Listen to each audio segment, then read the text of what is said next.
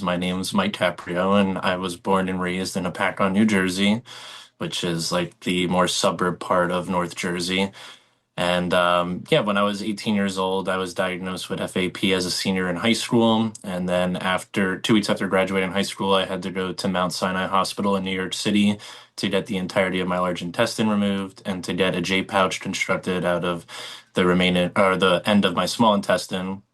And then after that, it took like a full year to, get to a full recovery. And then after that, after I started to get better, it would be a couple of years before I started to explore with nonprofit work. But the seeds were kind of planted in my family through my grandma, who was very familiar with advocacy work. And, it was kind of in my family. And for me, it just took a little longer to develop that interest. But then, as time went on and I started to do better and, my story kind of got more closure and it started to feel more complete and it felt like that chapter of my life closed is when I wanted to write my story. And then luckily after college or during college, my senior year, when everything kind of went virtual is when I had a chance to write my book with a publisher and put my story to paper. And then after that, obviously, my book itself is a form of advocacy, just putting my story out there. And then everything I do for my book typically leads to some sort of advocacy outreach. So that's how I ended up getting connected with CGA-IGC is just as the years went on, looking for new nonprofits to partner with and other groups to do work with regarding my book. I eventually found them and here we are. Awesome. Well, yeah, you've certainly done a lot for CG over the last few years, and I think I can speak for everybody when we say we hope that relationship continues going forward. Yeah, for sure. Everything's all good. I know you mentioned this, you were diagnosed with FAP when you were 18 years old. What do you remember from that time? What was going through your mind when you first heard the diagnosis and shortly after?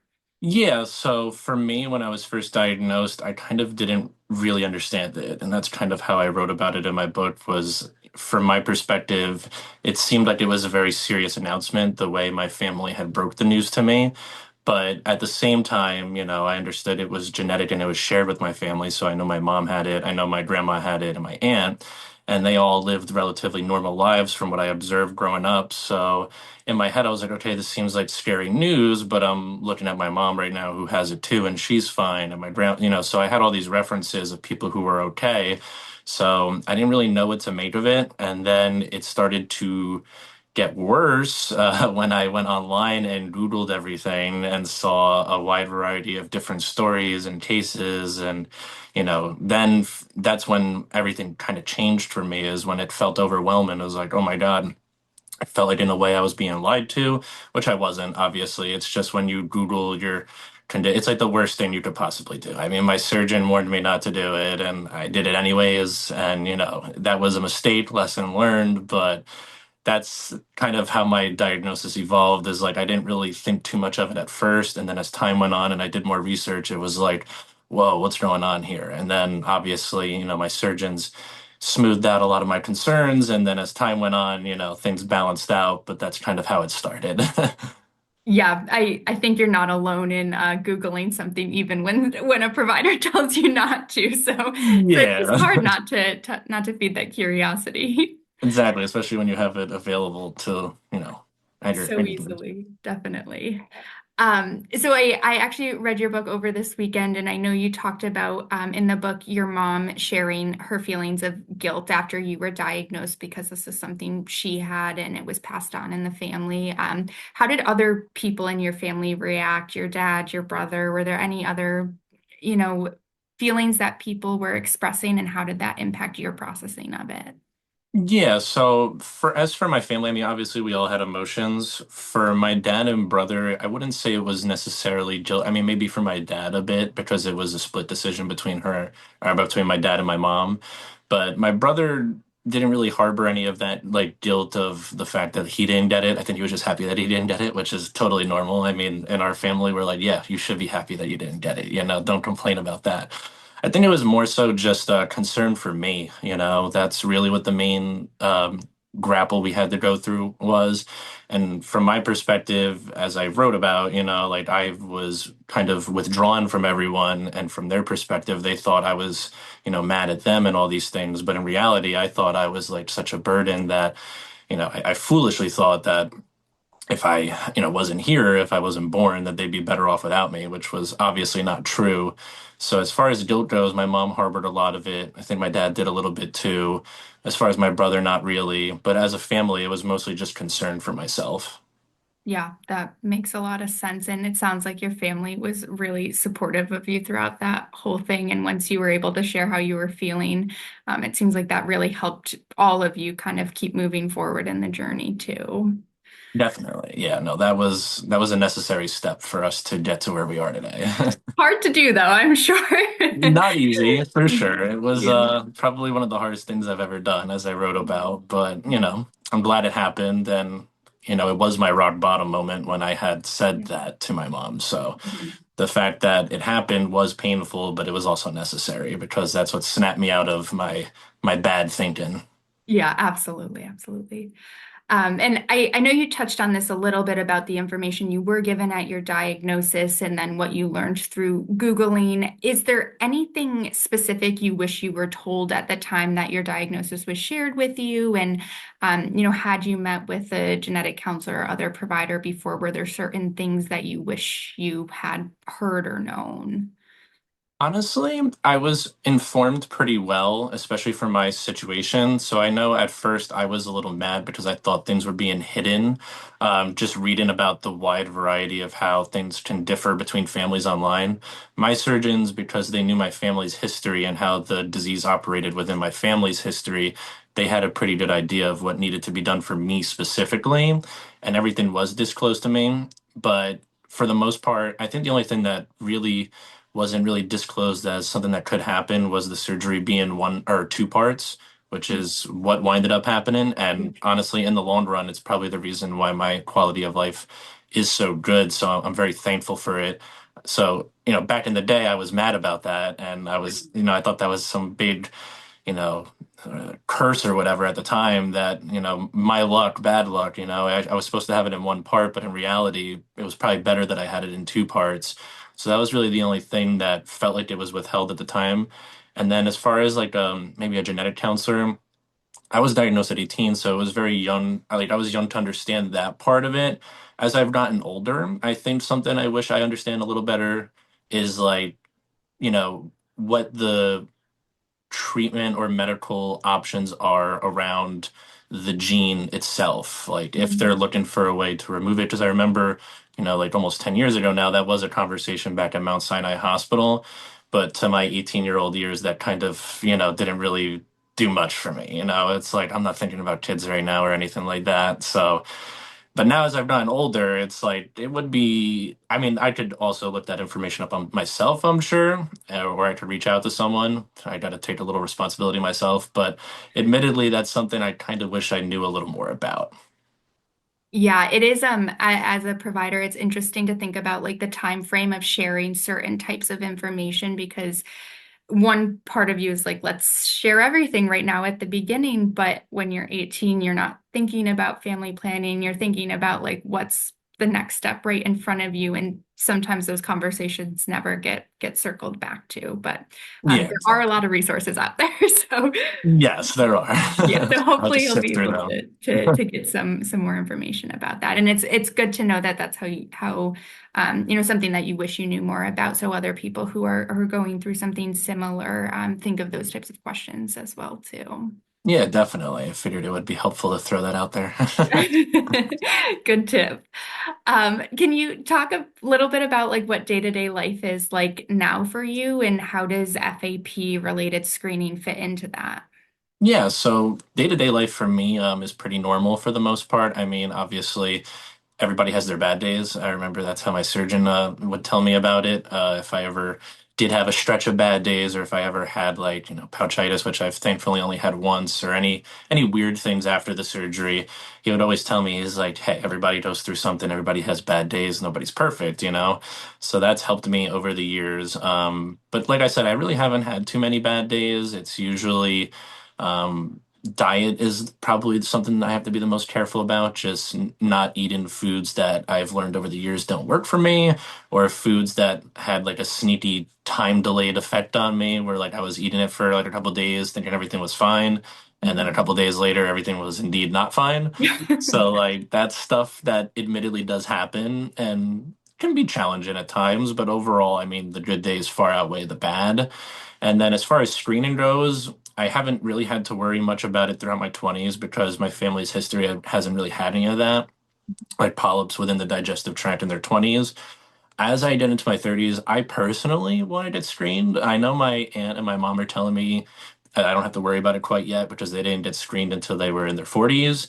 But I don't know, I'm always out here preaching about getting screened. So I feel like part of me should. But I know that's also because my surgical group kind of monitors it and they also don't feel like it's necessary for me right now. It's kind of based on how I feel. So that's actually something I'm working out right now. But for the most part, my health does feel good and everything is normal, knock on wood in my day to day.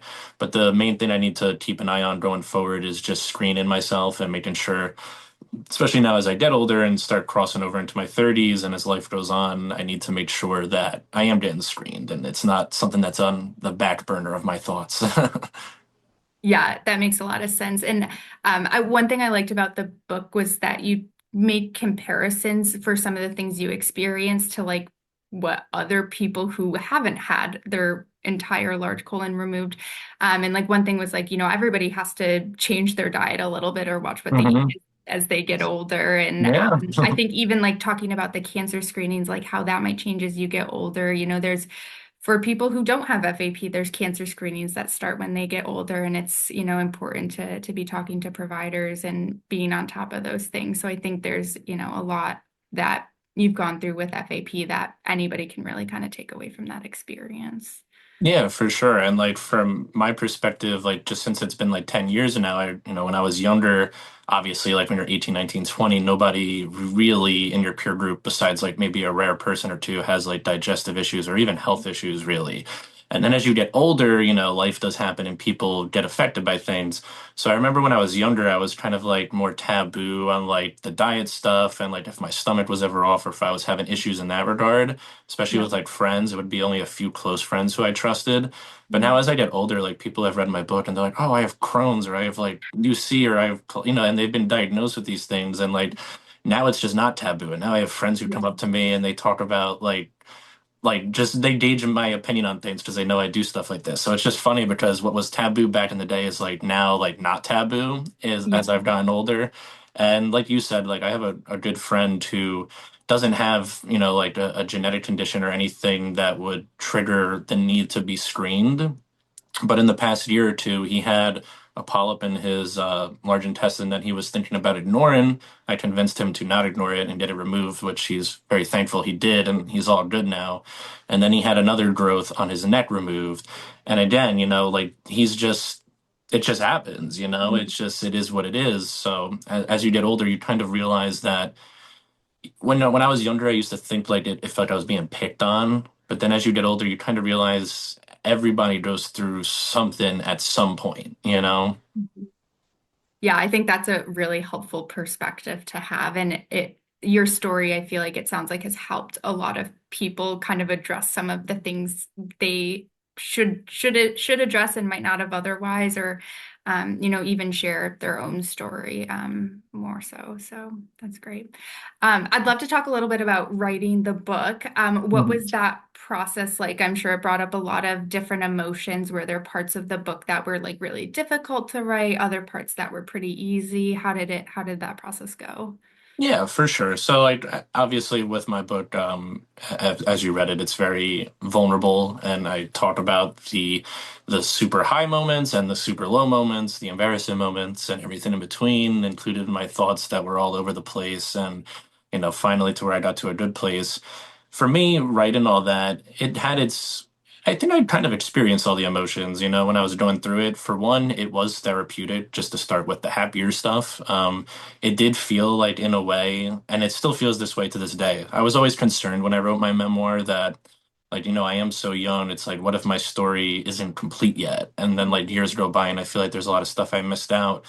But the truth is, I kind of feel like that chapter of my life is closed. Like I know I still have FAP and life goes on and maybe other stuff happens in the future, but that would be different than what the memoir is about, you know. That was a very specific journey from diagnosis and dealing with it in my younger years. Maybe as I get older that'll change, but in a way it did feel like it was able to put some closure on all those events that I wrote about.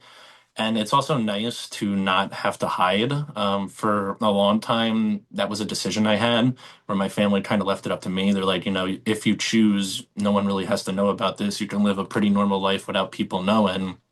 But it still happened. It's still a part of my life, and I didn't want to live that way. So personally, I felt like as time goes on, if I lived that way, I would have regrets, and I didn't want to live feeling like I was ashamed of something that I didn't choose to happen to me, you know, that most people, you know, don't choose to have happen to them. So it's just kind of your life circumstances, and I'm definitely not ashamed of my life.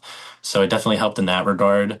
And then there were moments that were, you know, sad too. There was definitely some moments that when I wrote and as I was writing it, you know, I was probably a little teary-eyed writing it. But those were real moments, and I definitely didn't want to not include them. Some other moments, like I remember when I was talking with my editor, there's a part in the book where I write about when I was in college at the diner and like working, you know, restaurant jobs. And there was a moment where my coworkers at the time had thought that I was, you know, doing drugs in the bathroom as opposed to just having a condition.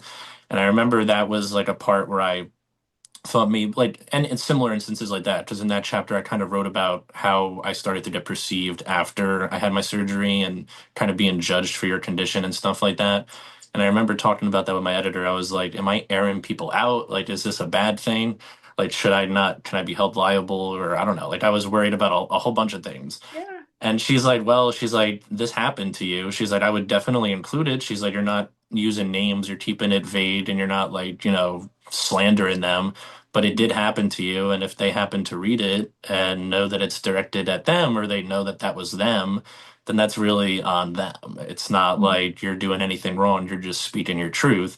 So for me, that was something that I definitely had fears at the time about sharing that information, but now I don't really have that fear anymore because of what my editors told me. Yeah. That makes a lot of sense. I didn't even consider the aspect of like being worried about calling somebody out in the book, but I thought those parts were so important to include because I feel like providers, we get a snapshot of your life and it's a very, medical lens, and some of those Mhm. day-to-day experiences that you have don't always come up in conversations, or, we don't live those experiences. So that really provided a really interesting perspective to me. And as hard as it was, I'm sure, in the moment and probably to relive it through writing, I think it was really beneficial to include that for other people to see. And even if somebody doesn't have FAP, if they have another condition that might, they might need different accommodations at work and such, I think hopefully it makes everybody a little bit more open-minded about what other people might be going through. Yeah, definitely. And for all those reasons, I wanted to include it as well because even like you said, beyond just FAP patients or anybody who has like digestive issues or a J pouch or anything similar to me, it's like there's accommodations that have to be met for a whole lot of different conditions. And I'm sure there's a lot that I don't even realize. And, you know, we could all do a little bit better at trying to make sure areas in society or just workplaces or anywhere in general, public spaces are more accommodating for people who have any sort of conditions or ailments. Agreed. Absolutely. Well, I think you've sprinkled some of these tidbits throughout the conversation, but for anybody who has just been diagnosed, whether that's FAP or maybe similarly with a hereditary cancer condition, what do you hope they take away from your story? Yeah, so what I always hope with sharing my story is that they could realize that they can live a normal life. Because I know for me, what was the number one thought on my mind, and I even wrote about, is that I never knew what my life was going to be like moving forward. So my surgery date was July 10th, 2015. The way I wrote it in my book is I kind of felt like that day was not necessarily like a death date, but after that day, I didn't like a death of my old life. Like I didn't know what my life would be like on July 11th, 2015 and going forward. You know, that was a total mystery to me. So and I had people in my own family who showed me that it would be okay. So I did have those examples, luckily, but it's still different when you're going through it because you want to see what your life is going to look like. And it's always different when when you're actually living it and you're in your own shoes. And so for me, I would say that, your life isn't over and you definitely can live a normal life. Things will be tough at times. I'd never sugarcoat that and the difficult side of things, but things do get better. And as time goes on, it doesn't have to be the end or like the end of the world, is what I would say. That there is definitely hope for a normal life and that your life has value too. I know sometimes a lot of people feel like when they get diagnosed with any condition, especially a genetic condition, they feel like maybe they were a mistake or maybe they were better off not being here. But I know there's a lot of people, I had those thoughts too. And I know there's a lot of people in my life that if I were not here would be very upset and the world would be a very different place. And that's just a lie we always tell ourselves. That is not true. There's definitely a lot of people that care about you, and if you're diagnosed, to not give up and to keep that in mind during the tough days. Yeah, I think that's really great advice and definitely a good thing for people to take away. And a balanced perspective of, it can be really tough, but Yeah. it gets better. And I think, when you talked about your experience, it was like extreme stories that you were reading on the internet. Oh, And for so, sure. I Yeah. think that advice is really balanced and like, yeah, it can suck sometimes, but it does get better. So that's Yeah. good. And life can be tough for everyone. There's really no person in life that comes out of it unscathed, Yeah. by something. So that's another thing that's always helped me over the years too. Yeah, that makes a lot of sense. So I know we started off talking a little bit about your advocacy with CGA.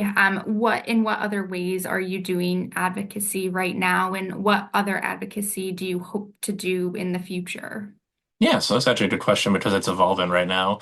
Right now, I'm trying to do more public speaking and get my book out there and get like a presentation to people who I feel would benefit the most from it. So that's something that I haven't really done a formal speech. Like I've done a few where like I'll do a book sign-in and like I've talked to like a room full of people, like a handful of people, but nothing to the extent that I'm working towards.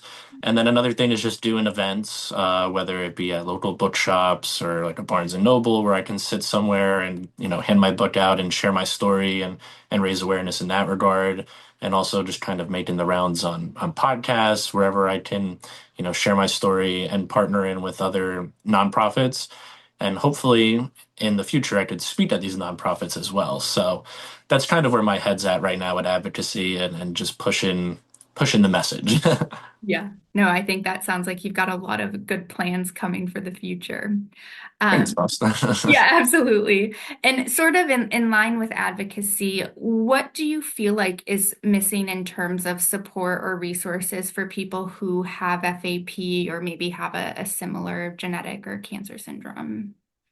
Yeah, I think kind of it depends on which community, but community in general is the big one. I feel like that's what helps people get through these situations.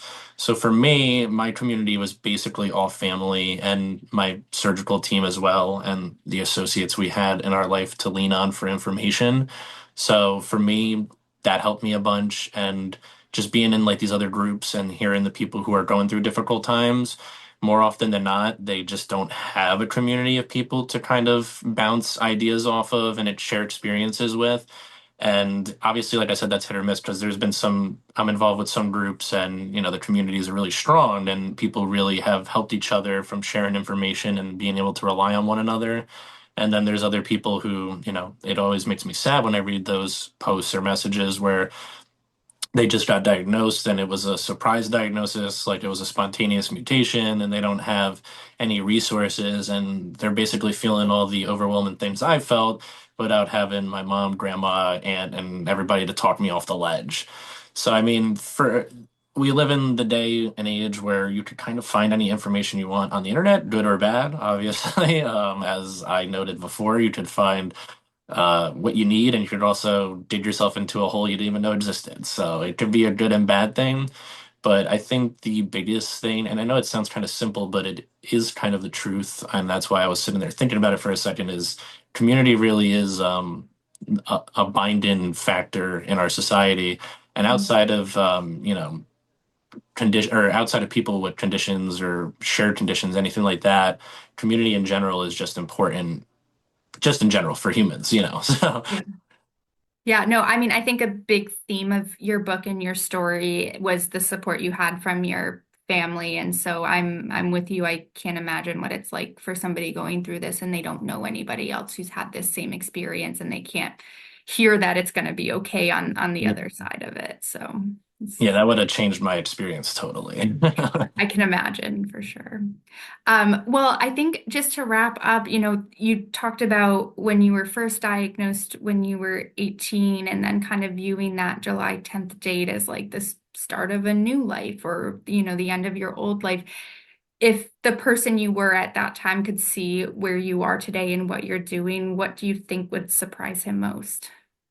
I think everything, if we're being truthfully Fair. honest. Yeah, that's totally Um, fair. yeah, like me at 18, if you told me, I mean, so just some things that I was concerned about at 18 with a digestive condition. Obviously, I lost a lot of weight and I was very thin for a long period of time. And I was always kind of insecure about, just my body and how I looked in general because I was always on the thinner side. So then I had my surgery and I was really thin. I was like a skeleton.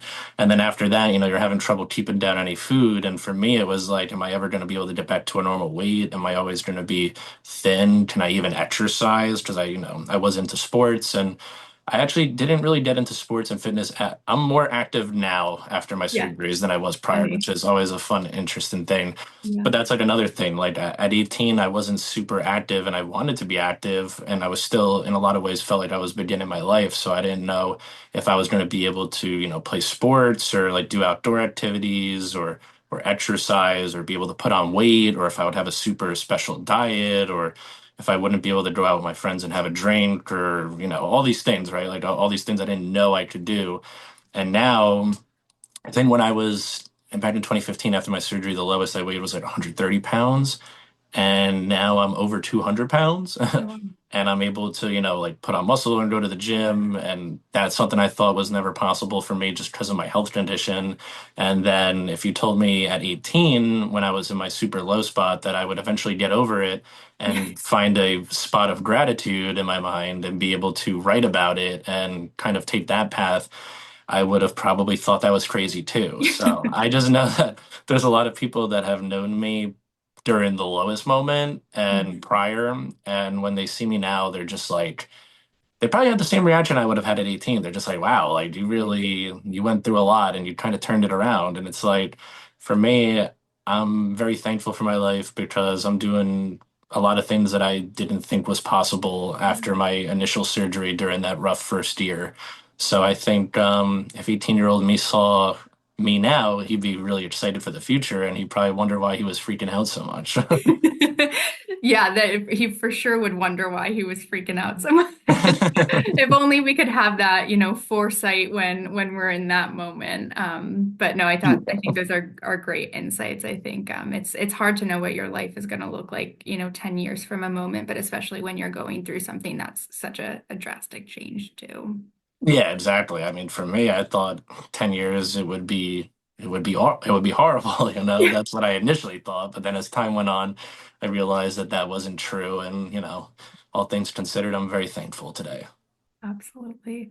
Well, thank you for sharing your story with us today and for all the times you've shared the story with CGA and the broader community. I know I learned a lot from reading your book and chatting with you, and I think a lot of other people are going to take away a lot of really good insights. Thank you. I appreciate that.